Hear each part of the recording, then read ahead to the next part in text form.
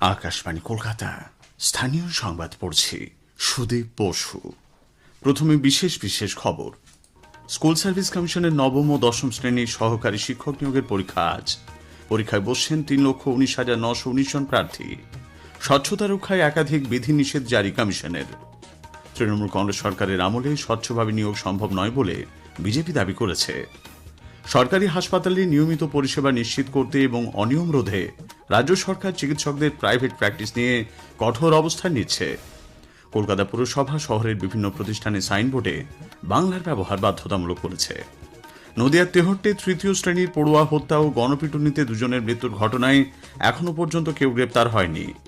Satyajit Ray film and television ইনস্টিটিউটে ভর্তির জন্য অভাবনীয় সাড়া মিলেছে বলে তথ্য ও সম্প্রচার সচিব সঞ্জয় জাজু জানিয়েছেন। আসছে বিস্তারিত সংবাদে। রাজ্যের স্কুল সার্ভিস কমিশনের নবম ও দশম শ্রেণীর সহকারী শিক্ষক নিয়োগের পরীক্ষা আজ। পরীক্ষায় বসছেন 3,19,919 জন পরীক্ষার্থী। 636টি কেন্দ্রে পরীক্ষা নেওয়া হবে। তার মধ্যে কলকাতায় রয়েছে 41টি পরীক্ষা কেন্দ্র। নবম ও দশমের শূন্য পদের সংখ্যা 23,212। একটি প্রতিবেদন। দীর্ঘদিন পর রাজ্যে হতে চলেছে স্কুল সার্ভিস কমিশনের শিক্ষক নিয়োগের পরীক্ষা। এই পরীক্ষাকে নিশ্চিত করতে কঠোর নিরাপত্তার বন্দোবস্ত করা হয়েছে। প্রশ্নপত্র ফাঁস আটকাতে বিশেষ গুরুত্ব দিয়েছে স্কুল সার্ভিস কমিশন। কমিশনের চেয়ারম্যান সিদ্ধার্থ মজুমদার জানিয়েছেন, প্রশ্নপত্রে বিশেষ সুরক্ষার বন্দোবস্ত রয়েছে। প্রশ্নপত্রের মধ্যেও নানা রকম সিকিউরিটি ফিচার থাকবে এবং সিকিউরিটি ফিচারগুলো এমন, কোনোভাবে যদি প্রশ্নপত্র কেউ ছবি কোনোভাবে আমাদের নিরাপত্তা বলয় টপকে যদি কোনো বা ভেতরে অভ্যন্তরীণভাবে কোনো রকম কোনো প্রশ্ন লিকের চেষ্টা কেউ করেন, কোন পরীক্ষার্থীর প্রশ্নপত্র থেকে সেটা হয়েছে আমরা সে অবধিও ধরতে পারবো। পরীক্ষার হলে পরীক্ষার্থী এবং ইনভিজিলেটর কেউই মোবাইল বা অন্য কোনো ইলেকট্রনিক্স ডিভাইস ব্যবহার করতে পারবেন না। নিরাপত্তাজনিত চেকিং এর জন্যই 10টার মধ্যে পরীক্ষার্থীদের ঢুকতে হবে বলে সিদ্ধার্থ মজুমদার জানিয়েছেন। নবম দশমে শূন্য পদের সংখ্যা 23,212। আজ মোট পরীক্ষার্থীর সংখ্যা 3,19,919। আগামী রবিবার একাদশ ও দ্বাদশ শ্রেণীর পরীক্ষার্থী 2,46,000-এর একটু বেশি। মোট পরীক্ষার্থী দুদিন মিলিয়ে 5,66,000-এর কাছাকাছি। আজ রাজ্য জুড়ে পরীক্ষা কেন্দ্রের সংখ্যা থাকবে 636টি। কলকাতায় পরীক্ষা কেন্দ্রের সংখ্যা 41টি। সকাল 8টা থেকে স্কুল সার্ভিস কমিশনের কন্ট্রোল রুম চালু থাকবে বলে চেয়ারম্যান জানিয়েছেন। সুমন মুখোপাধ্যায়, আকাশবাণী সংবাদ, কলকাতা।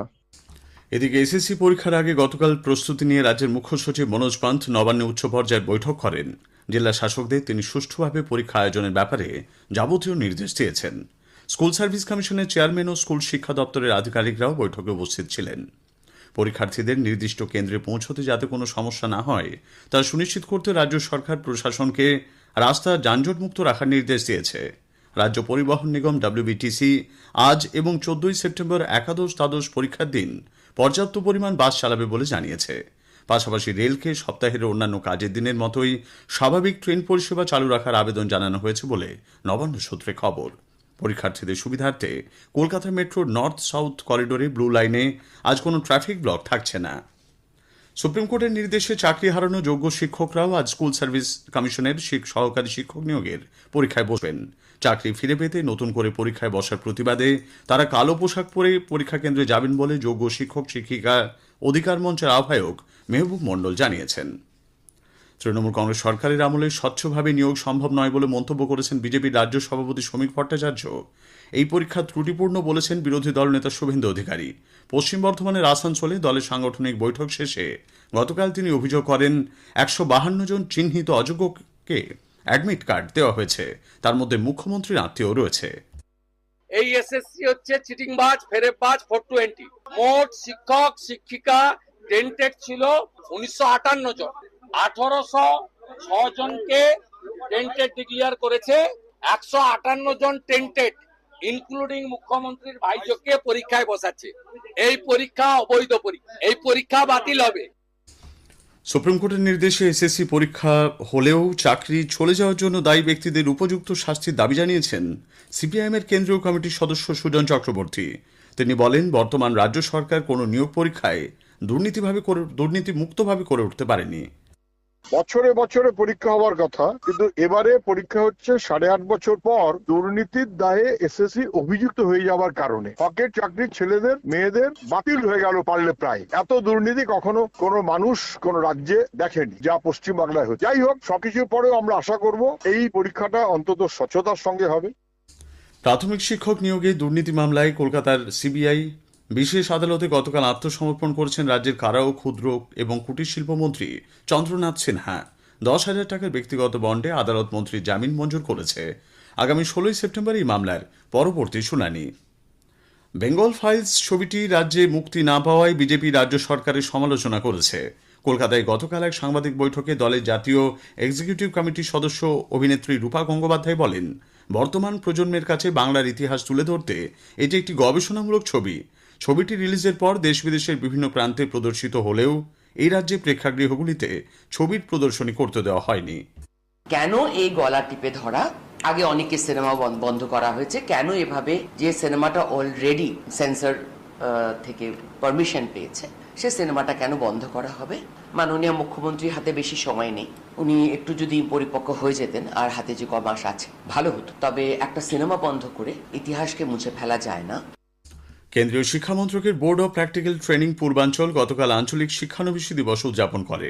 এই উপলক্ষে নিউ টাউনের বিশ্ব বাংলা কনভেনশন সেন্টারে এক সাংবাদিক বৈঠকে বোর্ডের পূর্বাঞ্চলীয় অধিকর্তা ডক্টর SM ইজাজ আহমেদ বলেন, ন্যাশনাল অ্যাপ্রেন্টিসশিপ স্কিমের আওতায় গত অর্থবর্ষে 1,30,000-এর বেশি ছাত্রছাত্রীকে প্রশিক্ষণ দেওয়া হয়েছে। চলতি অর্থবর্ষেও 2.5 লক্ষের বেশি ছাত্রছাত্রীকে প্রশিক্ষণের লক্ষ্যমাত্রা নেওয়া হয়েছে। স্থানীয় সংবাদ শুনছেন আকাশবাণী কলকাতা কেন্দ্র থেকে। আমাদের সংবাদ শোনা যাচ্ছে ইউটিউব চ্যানেল আকাশবাণী সংবাদ বাংলা, ফেসবুক, ইনস্টাগ্রাম আকাশবাণী সংবাদ কলকাতা এবং এক্স হ্যান্ডেল AIR নিউজ কলকাতাতে। কলকাতা পুরসভা শহরের প্রতিটি প্রতিষ্ঠানে সাইনবোর্ডে বাংলায় লেখা বাধ্যতামূলক করেছে। পুর কমিশনার ধবল জয়নের তরফে এই মর্মে জারি করা একটি বিজ্ঞপ্তিতে বলা হয়েছে, 30 সেপ্টেম্বরের মধ্যে কলকাতা শহরের প্রতিটি বাণিজ্যিক প্রতিষ্ঠান, অফিস, হাসপাতাল, হোটেল, শপিং মল সহ বিভিন্ন ক্ষেত্রে সাইনবোর্ড ও হোর্ডিংয়ে আবশ্যিকভাবে বাংলা ভাষায় লেখা রাখতে হবে। অন্য যে কোনো ভাষার পাশাপাশি শহরের সমস্ত সাইনবোর্ডের ওপরের দিকে বড় অক্ষরে বাংলায় লেখা থাকবে। আসন্ন উৎসবের দিনগুলিতে রাজ্যে আইন শৃঙ্খলা নিয়ন্ত্রণের লক্ষ্যে রাজ্য সরকার সব স্তরের পুলিশ কর্মীদের ছুটি বাতিল করেছে। শারীরিক অসুস্থতা বা আপৎকালীন পরিস্থিতি ছাড়া আগামী 20 সেপ্টেম্বর থেকে 29 অক্টোবর পর্যন্ত পুলিশ কর্মীরা কোনো ছুটি নিতে পারবেন না। উল্লেখ্য, মুখ্যমন্ত্রী মমতা ব্যানার্জি আগামী 20 সেপ্টেম্বর থেকে পুজো উদ্বোধন শুরু করবেন বলে নবান্ন সূত্রে জানা গেছে। নদিয়ার তেহট্টে 3য় শ্রেণীর পড়ুয়া স্বর্ণাভ বিশ্বাসের হত্যা এবং গণপিটুনিতে প্রতিবেশী দম্পতির মৃত্যুর ঘটনায় এখনও কেউ গ্রেপ্তার হয়নি। শুক্রবার বিকেলে বাড়ির সামনে খেলতে গিয়ে বছর 8 স্বর্ণাভ নিখোঁজ হয়ে যায়। গতকাল সকালে তাঁর ত্রিপলে মোড়া দেহ একটি পুকুর থেকে পাওয়া যায়। এর ফলে উত্তেজিত স্থানীয়রা খুনের অভিযোগ তুলে স্বর্ণাভর প্রতিবেশীর ওপর চড়াও হয়। বাড়িতে অগ্নিসংযোগ করা হয়। গণপ্রহারী উৎপল মণ্ডল এবং তাঁর স্ত্রী সোমা মণ্ডলের মৃত্যু হয়েছে। গুরুতর আহত উৎপলের পুত্রবধূ নিশা মণ্ডল হাসপাতালে চিকিৎসাধীন। স্থানীয়দের অভিযোগ, শিশুটিকে অপহরণের পরিকল্পনা ছিল পরিবারটির।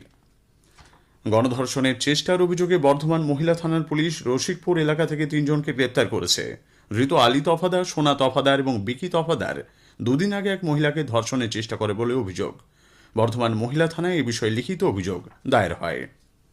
আরও বেশি মানুষকে বিনামূল্যে প্রসার ভারতীর OTT প্ল্যাটফর্ম ওয়েবস দেখার আবেদন জানিয়েছেন কেন্দ্রীয় তথ্য ও সম্প্রচার মন্ত্রকের সচিব সঞ্জয় জাজু। তিনি বলেন, শুধুমাত্র পুরনো ঐতিহ্যবাহী বিষয়বস্তু নয়, বাংলা সহ আঞ্চলিক ভাষায় আধুনিক বিষয়ের উপর ভিন্ন স্বাদের নানা অনুষ্ঠান সম্প্রচারিত হচ্ছে ওয়েবসে। কলকাতার Satyajit Ray film and television institute SRFTI-কে বিশ্ববিদ্যালয়ের সমমর্যাদা বা ডিমড ইউনিভার্সিটির স্বীকৃতি দেওয়ার পর গতকাল এই প্রতিষ্ঠান পরিদর্শনে যান তথ্য ও সম্প্রচার সচিব। আগামী দিনে এই প্রতিষ্ঠানে শিক্ষার্থী হিসেবে অন্তর্ভুক্তির জন্য অভাবনীয় সাড়া মিলেছে বলে জানান তিনি। It's a very historic moment for the Satyajit Ray Film and Television Institute of India. We are able to offer master's courses, and all our efforts are now being made to improve the infrastructure in SRFTII, ensure that our institutions have international linkages. We also had a review with Doordarshan as well as All India Radio. We have delegated all the powers of program commissioning.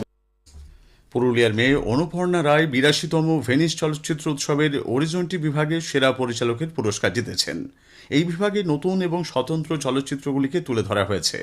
মুম্বাইয়ের দুই অভিবাসী নারীর গল্প নিয়ে নির্মিত তাঁর cinema songs of forgotten trees এই বিভাগে একমাত্র ভারতীয় চলচ্চিত্র ছিল।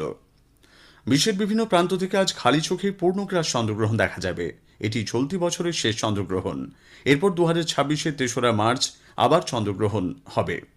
কলকাতার বিআইটিএম সহ একাধিক প্রতিষ্ঠান আজ উৎসাহীদের জন্য চন্দ্রগ্রহণ দেখার ব্যবস্থা করেছে। শেষ করার আগে স্থানীয় সংবাদের বিশেষ কিছু অংশ আরও একবার। স্কুল সার্ভিস কমিশনের নবম ও দশম শ্রেণীর সহকারী শিক্ষক নিয়োগের পরীক্ষা আজ। স্বচ্ছতা রক্ষায় একাধিক বিধিনিষেধ জারি কমিশনের।